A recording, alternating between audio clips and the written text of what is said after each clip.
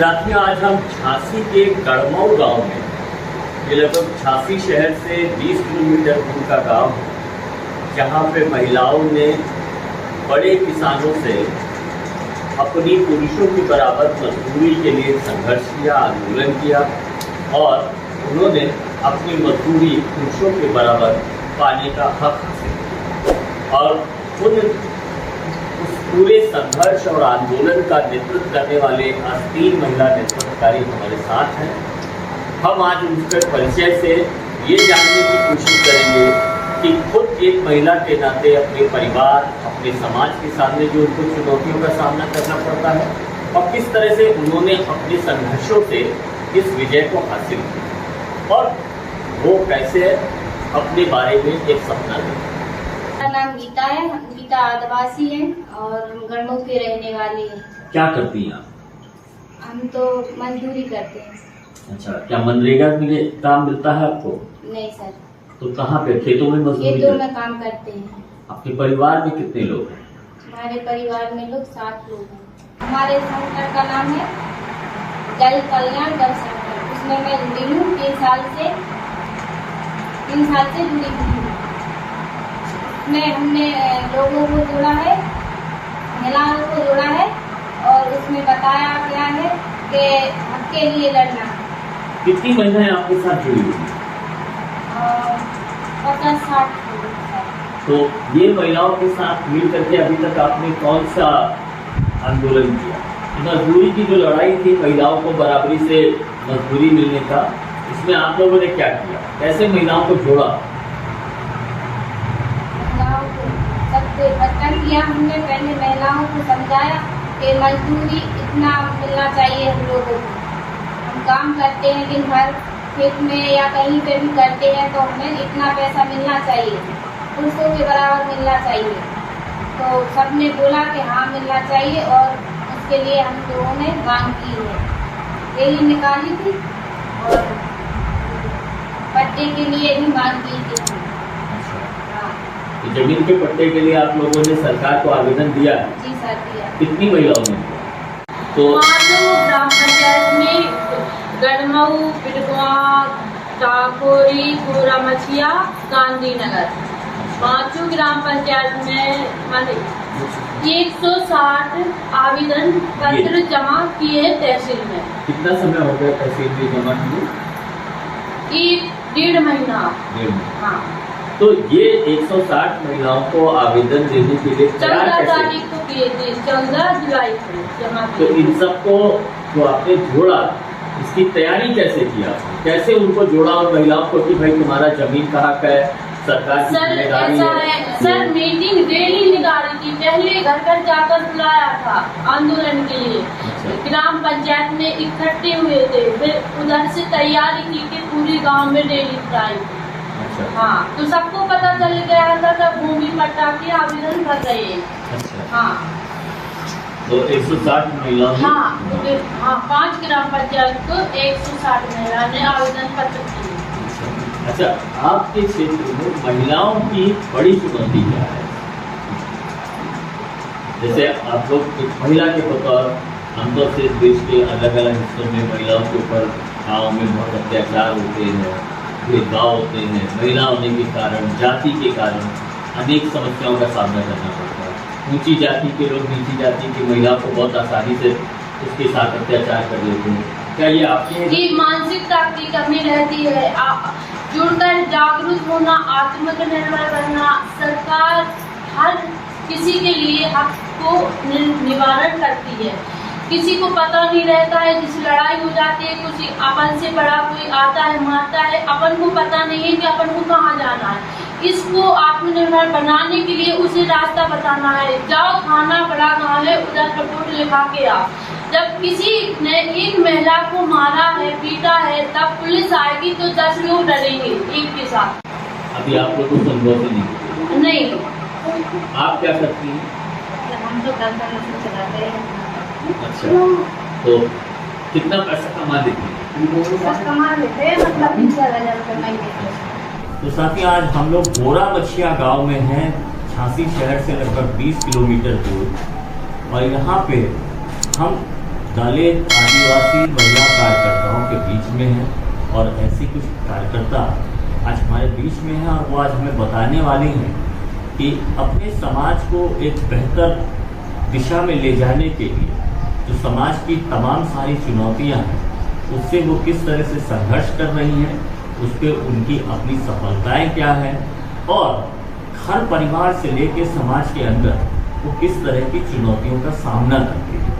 तो आज हमारे बीच कुछ सामाजिक कार्यकर्ता हैं, हम उनका परिचय लेते हुए उनसे बातचीत करें। तो बताइए थोड़ा सा अपने बारे में। मेरा नाम शीला रायकवार है। मैं ग्राम बुरा मछिया ब्लॉक बड़ा गांव की रहने वाली हूँ।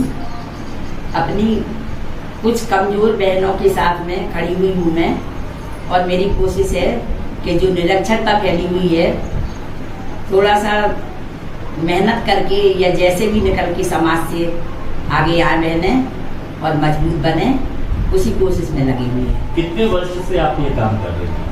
अभी कम से कम 2 साल होने को है सर। इस 2 वर्षों में आपने किसी संगठन के माध्यम से ये किया या व्यक्तिगत स्तर से? व्यक्तिगत स्तर से तो सर नहीं कुछ हुआ। पहले तो काफ़ी कोशिशें की पर नाकामयाबी मिली। पर फिर हमारे आजाद सर आए, इन्होंने बताया कि आप लोग भी कुछ कर सकती हैं। इन्होंने दिखाया हम लोगों को, मीटिंगें की स्कूल में आके, तब हिम्मत पैदा हुई थोड़ी सी। तो आपने अपने प्रयासों से कितनी महिलाओं को साक्षरता की तरफ ले गए? अभी तो सर कम से कम होंगी 60-70 औरतें। अच्छा जी सर। ये सभी महिलाएं पढ़ती हैं? कुछ तो पढ़ी लिखी हैं और कुछ नहीं है, तो उन्हें कोशिश कर रहे पढ़ाने लिखाने की। आमतौर से देखा यह गया है दबे कुचले वर्ग की जो महिलाएं होती हैं उनके सामने आर्थिक जो समस्या है वो एक बड़ी चुनौती है, बहुत बड़ी सर। तो उसका आप अपने समाज की महिलाओं को के लिए उसकी दिशा में भी कोई प्रयास करते हैं आप लोग? जी सर, कर रहे हैं प्रयास कुछ काम करने का, आमदनी बढ़ाने का। आपके यहाँ मनरेगा पे महिलाएं काम करते हैं? करती हैं सर।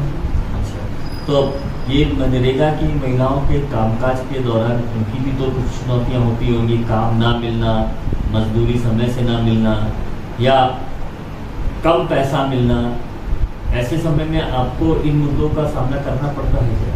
पहले तो सर बहुत कम था, अब तो मिलने लगा, आदमी जागरूक हो गया, तो अब तो मेहनत के हिसाब से मिलने लगा है। मिलने लगा। अच्छा, आपको अपने कामकाज में अभी सबसे बड़ी सफलता क्या दिखती है? आपको अपना योगदान क्या दिखता है? योगदान तो सर काफ़ी है, क्योंकि अब तो काम निकलने लगा और हमें उम्मीद है कि आगे और भी बढ़ने को है, और फिर कोशिश में लगी हुई है सर। क्या आप लोग यहाँ इस क्षेत्र की महिलाओं के स्वावलंबन के लिए, आत्मनिर्भर होने के लिए की दिशा में भी किसी कामकाज के बारे में सोचते हैं? जैसे अभी मैं एक गांव में गया था, वहाँ में रानी मिली, तो उन्होंने बताया कि वो लोग कुछ उन्होंने पेपर पे लिफाफे वगैरह बनाने का काम। आप लोग भी उनका उसी दिशा में तो उस दिशा में आप लोगों को कुछ उम्मीद दिख रही है कि उसमें महिलाओं की एक आत्मनिर्भरता की तरफ कुछ रास्ता निकलेगा? मेरा नाम अनिता यादव है और मैं बड़ा गांव ब्लॉक से गोरमछिया गांव से हूँ। और जो यहाँ पे क्रेजर पत्थर तोड़ने वाली मशीन जो होती है, वहाँ से प्रदूषण ज़्यादा फैल रहा है, क्योंकि यहाँ मिट्टी का काम ज़्यादा होता है, जिसको डस्ट बोलते हैं लोग। यहाँ पे सबसे ज़्यादा बीमार लोग होते हैं। पहली बार यहाँ पे कोई पेड़ पौधा ढंग से नहीं उग पाता, फसल भी ढंग से नहीं उग पाती है, क्योंकि यहाँ पे धूप बहुत है। तो ये जो पत्थर की डस्ट है, इससे तो लोगों के स्वास्थ्य में बड़ा प्रभाव पड़ता होगा। बिल्कुल सर।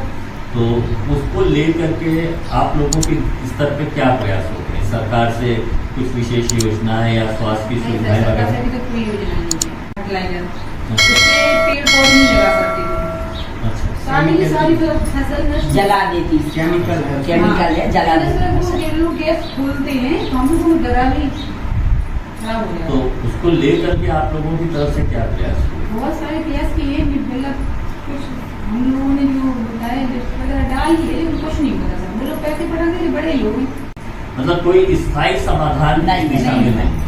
तो ये केमिकल फैक्ट्री जो फर्टिलाइजर बनाती है, उसका प्रदूषण। तो उसका वो क्रेशरों का भी है, दोनों का मिला जुला है। प्रेशर कितने होंगे इस क्षेत्र में? यहाँ कम से कम काफी यहाँ पर 10-12 किलोमीटर ज्यादा और ज्यादा होंगे। कुछ तो बंद हो गई है। रोड पे थे जो बंद हुआ है। इस प्रेशर के चलते ये जो लोग काम करते हैं वो निश्चित तौर पे आप ही के परिवार और समाज के लोग हैं, तो क्या उनको स्वास्थ्य संबंधी कोई समस्याएं पैदा होती हैं? सर आँखें लाग रहती हैं, जैसे मान लो पीने वाले लोग होते हैं वो बिन पिए आँखें लाग रहती हैं, कहते हैं मतलब धूल मिट्टी में रहते, अच्छा, हाथ पैर फूलने लगते हैं ज़्यादा टाइम पत्थर में रुकते हैं। क्या ऐसे केस भी हुए हैं कि इसके प्रदूषण के कारण के दुष्प्रभाव से लोगों की मृत्यु हुई हो? हाँ सर हुआ है। यहाँ पे कम से कम मशीन चलती है, इससे पत्थर तोड़ा जाता है, कम से कम मान लो ऐसी कोई भी साल नहीं जाते कि 1-2 लोगों का नहीं होगा। आपके क्षेत्र में अभी भी छुआछूत वगैरह चल रहा है? महिलाओं के साथ जो ये छुआछूत का मानता है उसको सपोर्ट ना हम करते हैं ना अपने साथ रखते हैं।